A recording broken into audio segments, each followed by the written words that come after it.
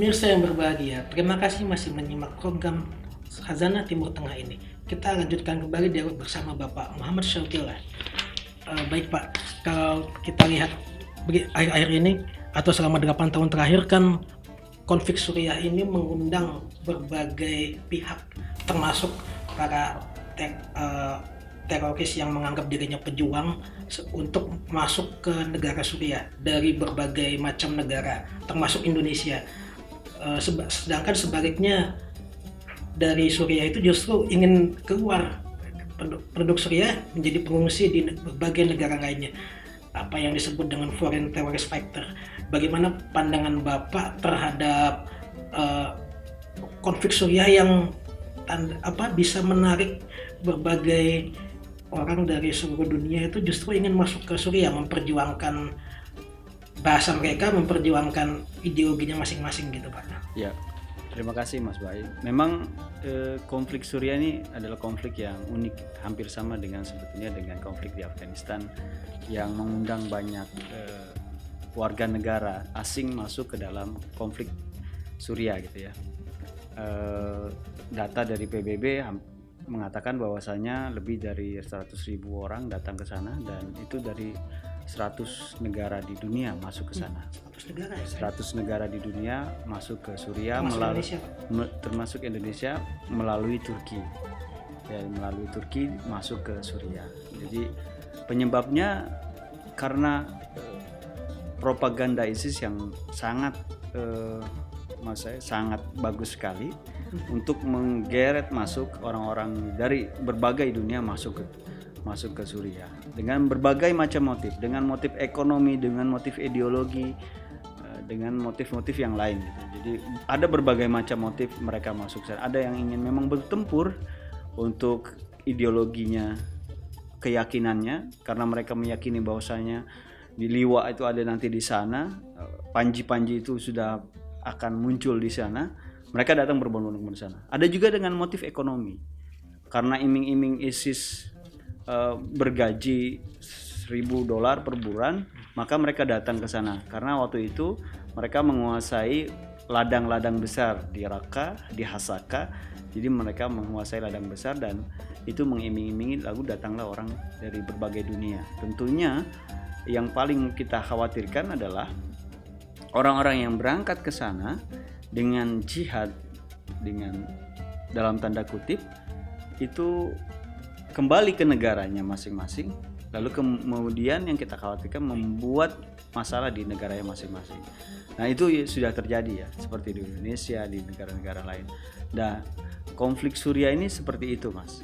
Jadi konflik Suriah itu menciptakan semacam lebah ya, di mana sarang lebahnya itu datang ke sana karena mereka diiming-imingi oleh keyakinan, ada ekonomi, dan di sana mereka bertempur antara pemerintah Suriah dengan ISIS, lalu kemudian koalisi Amerika dengan ISIS, lalu kemudian koalisi Rusia dengan ISIS gitu ya. Dan ada juga kelompok Kurdi juga dengan ISIS gitu. Yang menarik ya seperti itu.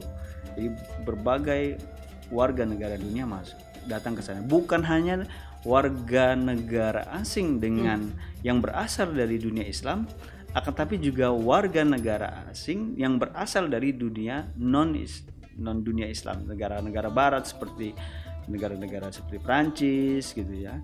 Terus negara-negara seperti Belgia juga ada beberapa warganya yang pergi ke sana gitu. Itu menarik Pak. Kenapa?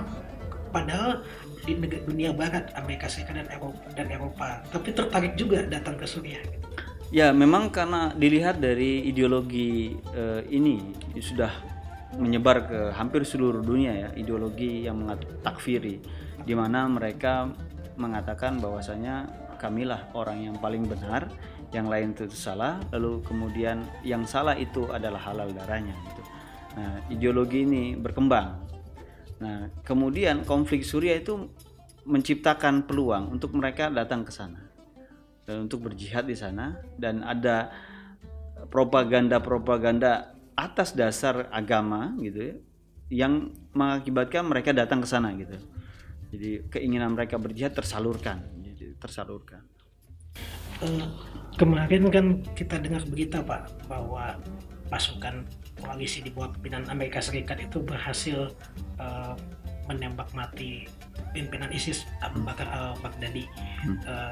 Bagaimana Bapak melihat dampaknya terhadap konflik Suriah? Sebetulnya kalau untuk konflik Suriah sendiri sudah selesai sebetulnya. Tinggal sebetulnya bagaimana normalisasi yang ada di kawasan Suriah sendiri gitu ya. Ya, normalisasi karena antara Turki, Suriah, Iran itu dan Rusia, mereka sudah beberapa kali bertemu untuk normalisasi situasi di dalam Suriah. Dan masalahnya hari ini sebetulnya ada di Kurdi bagian Suriah ya.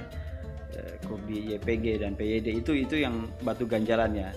Terakhir kan memang kita tahu di beberapa waktu yang lalu ada serangan militer ya dari Erdogan dari Turki ke kelompok Kurdi di Suriah, dan itu ya sudah berjalan. Dan itu juga yang kemudian menjadi masalah selanjutnya adalah orang-orang ISIS yang tadinya ditahan oleh Kurdi. Karena Kurdi terdesak, mereka kabur gitu. Kelompok ISIS ini kabur. Lalu kemudian juga beberapa camp yang ada di kawasan Suriah juga udah bubar gitu. Jadi camp-camp ISIS yang tadinya tawanan dari Kurdi juga sudah bubar gitu. Ini yang patut kita khawatirkan sebetulnya. Prediksi Bapak ke depan kira-kira apa prasyarat yang harus dipenuhi untuk menciptakan kembali perdamaian di Suriah, Pak? Termasuk dari Indonesia sebagai negara berpenduduk Muslim terbesar di dunia, peran kita kira-kira bagaimana menurut Bapak? Ya, sebetulnya kalau ingin mencari solusi dari konflik yang ada, maka masing-masing faksi yang bertikai di Suriah itu harus bersatu kembali atas dasar kesamaan mereka sebagai negara bangsa.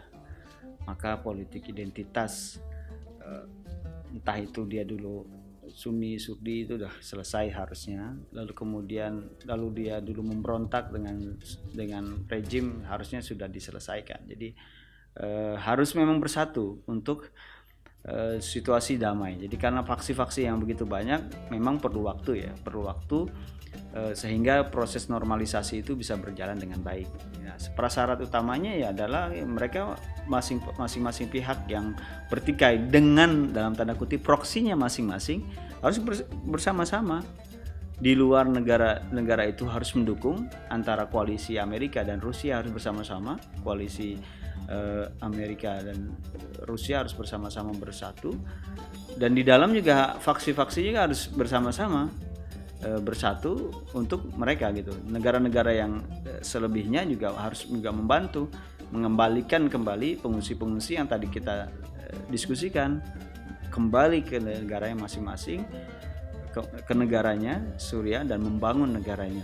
Itu yang kita harapkan seperti itu.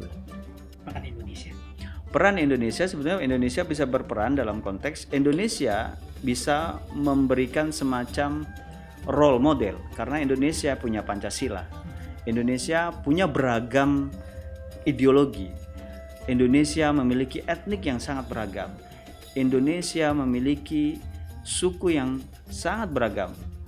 Nah, keragaman yang lebih dari mungkin ratusan jumlahnya, 600 lebih, 100-an sekian lebih, itu bisa bersatu. Kenapa dunia Arab yang sebetulnya secara mayoritis itu kan adalah Arab. Lalu kemudian memang kalau dalam konteks Suriah itu ada Kurdi dengan pandangan keagamaan Sunni Syiah gitu. Ada Katolik, ada Suryani, ada Kristen Suryani dan yang lain-lain. Harusnya Indonesia bisa bilang, oh kami Indonesia yang sangat beragam, lebih dari ratusan etnik, bahasa juga ratusan. Kenapa Timur Tengah yang secara identitas itu tidak seperti Indonesia tidak bersatu? Dan itu mungkin bisa disampaikan bahwasanya Indonesia punya role-nya di situ. Baik pemirsa, demikianlah tadi kita sudah dengar penjelasan yang sangat menarik dan komprehensif dari Bapak Muhammad Syauqi PhD. Terima kasih telah menyimak acara ini hingga selesai. Semoga kita berharap agar konflik Suriah segera berakhir. Sampai jumpa di episode berikutnya bersama saya Muhammad Ibrahim Hamdani. Wallahul muwaffiq ila aqwamit thoriq. Wassalamualaikum warahmatullahi wabarakatuh.